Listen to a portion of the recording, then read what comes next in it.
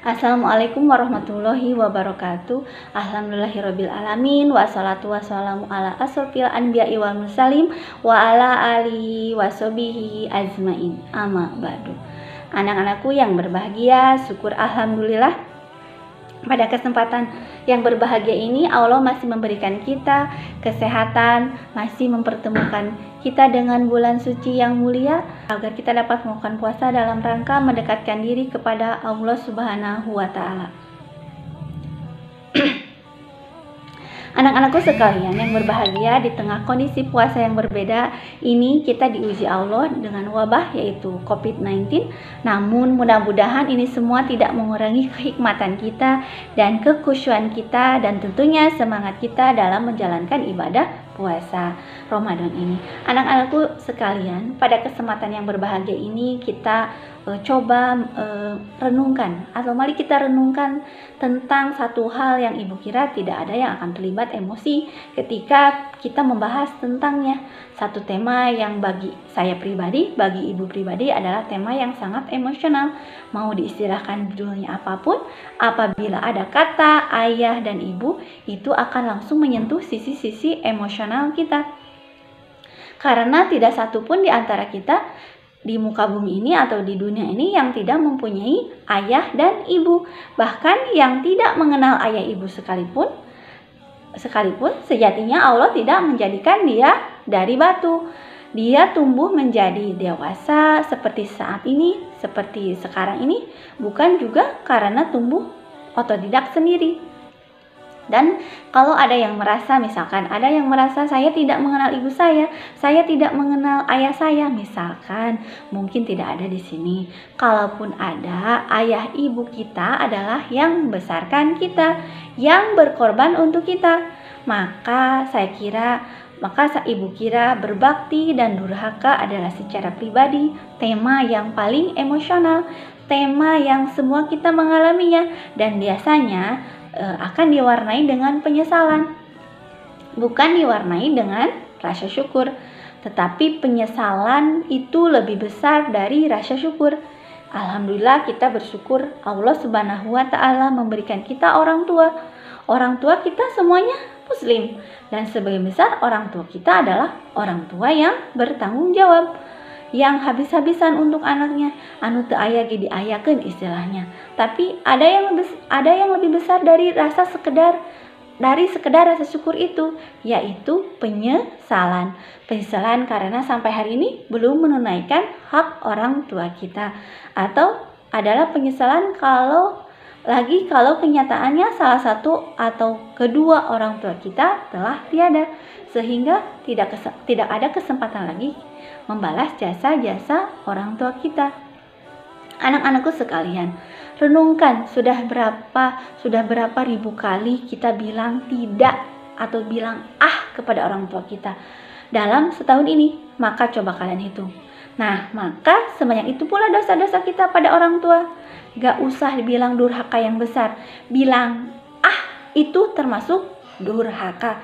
Kalau bilang ke teman mungkin itu dosa kecil, tapi mengucapkan atau tidak mau ke ayah, apalagi ke ibu kita, itu termasuk durhaka. Maka jangan sesekali kalian bilang pada mereka.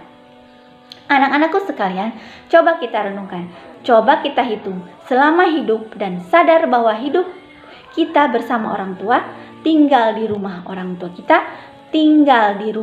kita, makan dari hasil jeripayah ayah kita, makan dari masakan ibu kita yang kadang dia tidak pernah bercerita.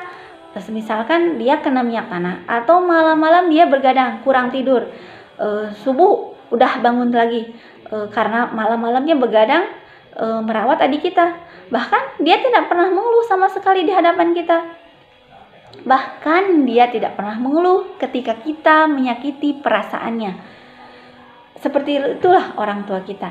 Anak-anakku sekalian, ada hadis penting dari Nabi Muhammad Shallallahu Alaihi Wasallam tentang berbakti kepada orang tua. Kata Nabi, yang ingin dipanjangkan umurnya dan diluaskan rezekinya, hendaknya berbakti kepada orang tua dan menyambung silaturahmi. Nah, ternyata berbakti kepada orang tua adalah syarat untuk diberikannya umur panjang. Tentunya umur yang panjang dan rezeki yang lapang. Karena orang tua itu pintu rezeki. Misalkan kalau kita punya masalah di sekolah, datanglah kepada ayah ibu kita. Kenapa nilai kita anjlok? Kenapa kita susah sekali belajar? Bahkan tidak ada semangat sama sekali dalam belajar.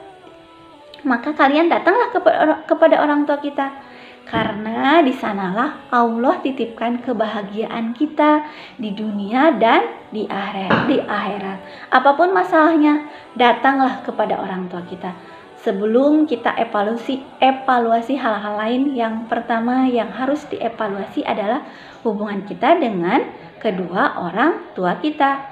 Ridho orang tua kita luar biasa. Ada masalah sedikit, yang pertama sholat, karena kita harus memperbaiki hubungan dengan Allah Subhanahu wa Ta'ala.